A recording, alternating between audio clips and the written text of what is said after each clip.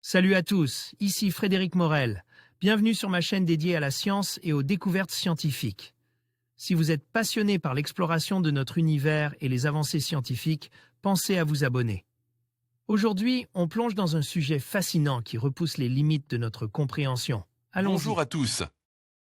Dans cette vidéo, je vais vous parler de Mercure, la planète la plus proche du Soleil.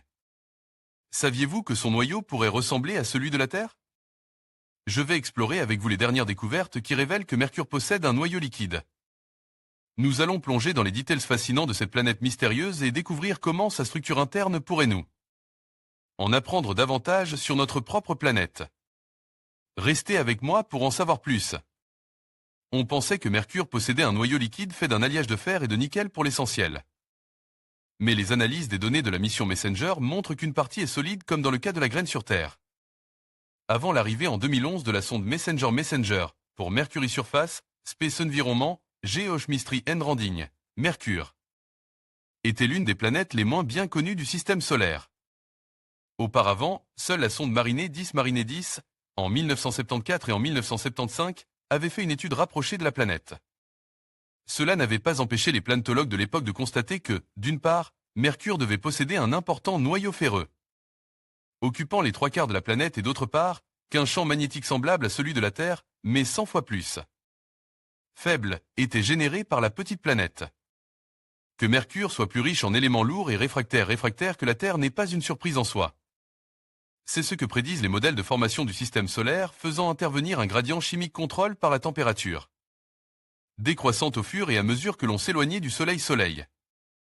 Malgré tout, un tel noyau ferreux laisse à penser que, comme pour le cas de la Terre, il s'est peut-être produit une collision avec une petite planète, ajoutant son propre noyau ferreux à celui de la jeune Mercure. En revanche, à cause de sa petite taille, Mercure ne devait pas retenir assez de chaleur pour provoquer la fusion des au moins une partie de son noyau. Il faut en effet nécessairement les mouvements d'un fluide charge pour induire par effet dynamo le champ magnétique observe. Les calculs indiquaient un noyau complètement solide, ce qui semblait ne pas être le cas.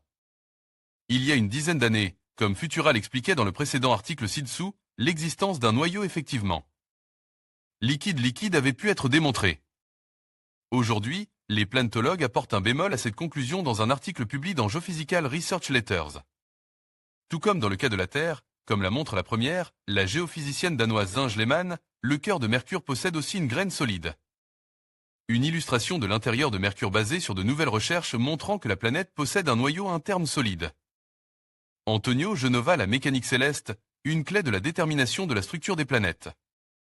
La stratégie déployée pour atteindre cette conclusion repose en partie sur la même idée qui avait conduit à la découverte d'un noyau fluide. Il faut mesurer la vitesse de rotation d'une planète et déterminer son axe de rotation. Il se trouve qu'il change dans le temps selon des lois qui ont été découvertes en se basant sur les travaux du mathématicien Suisse Lé. On lui doit en l'occurrence des équations décrivant les mouvements de rotation des corps solides, voire élastiques, via une quantité que l'on appelle le moment des inerties. On se rend compte alors que la distribution et les mouvements des masses à l'intérieur d'un objet comme la Terre affectent sa rotation. Influencée par les forces de gravite de la Lune et du Soleil, la Terre va répondre en modifiant sa rotation en fonction de sa structure interne et de la présence de ses océans et de son atmosphère.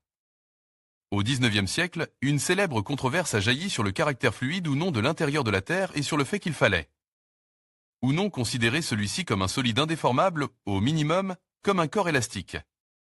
Laplace, Kelvin et Poincaré se sont penchés sur ces questions et il y eut, finalement, d'importants travaux à ce sujet, auxquels sont associés les noms de Chandler, Newcomb et Love. La gravimétrie, une fenêtre sur l'intérieur des planètes. Cela a permis d'obtenir une des méthodes utilisées pour déterminer la structure des planètes dans le système solaire. S'ajoute à cette méthode, celle qui consiste à cartographier aussi précisément que possible le champ de gravité des planètes en déterminant les mouvements d'une sonde effectuant des survols rapproches. En effet, la sonde est alors sensible à des sortes de bosses et de creux dans le champ de gravité, bosses et creux qui sont le reflet des distributions des masses dans un corps céleste. Ce type d'étude par gravimétrie a été appliqué depuis longtemps à la Terre avec des satellites, plus récemment avec la mission Grail dans le cas de la Lune. En combinant ces deux méthodes, on peut affiner les valeurs des paramètres décrivant un modèle réaliste de l'intérieur d'une planète et les ajuster de manière à reproduire les mouvements observés.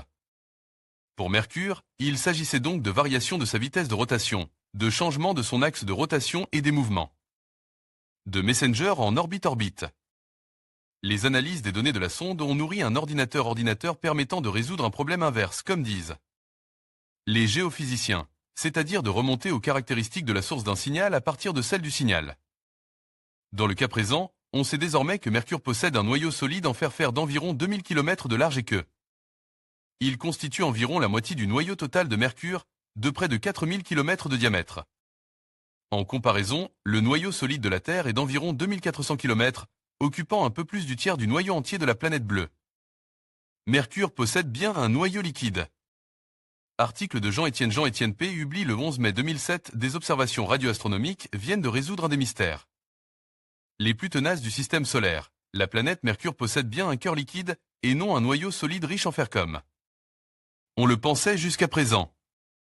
Alors que les astrophysiciens étaient convaincus que Mercure était bien trop petite pour avoir un noyau liquide à l'instar de la Terre, ses faibles dimensions l'ayant amené à refroidir rapidement malgré sa proximité au Soleil, c'est avec surprise qu'ils avaient constaté que la sonde Marinée d'ici avait détecté un faible champ magnétique lors de ses 3 passages en 1974 et 1975.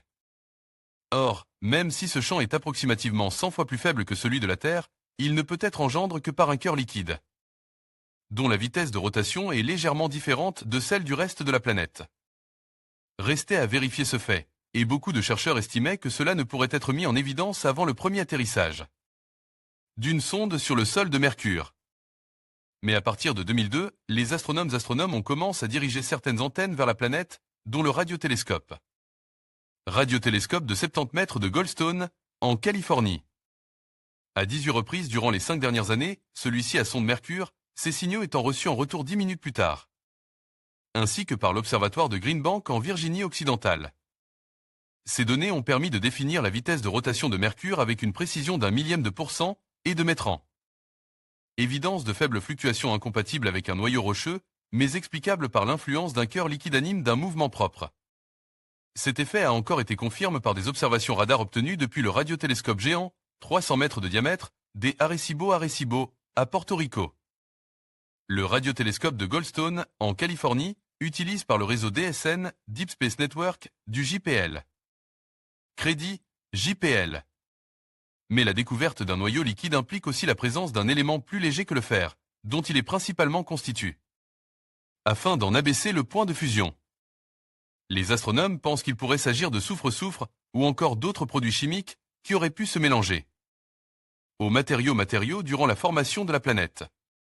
La composition chimique du noyau du Mercure peut fournir des indices importants au sujet des processus en gage dans la formation des planètes et déclaré Jean-Luc Margot, de l'Université Cornell, Ithaca, USA. Cette étape est fondamentale à la compréhension de la manière dont les planètes semblables à la nôtre, et donc potentiellement habitables, se forment et évoluent, poursuit-il. En conclusion, les récentes découvertes sur Mercure révèlent que son noyau, bien que plus petit que celui de la Terre, partage des caractéristiques similaires, notamment sa composition liquide. Cette similitude ouvre de nouvelles perspectives sur la formation et l'évolution des planètes telluriques. Comprendre la structure interne de Mercure nous aide non seulement à mieux appréhender notre propre planète, mais aussi à enrichir nos connaissances sur le système solaire dans son ensemble. Merci de nous avoir accompagnés dans cette exploration fascinante de Mercure.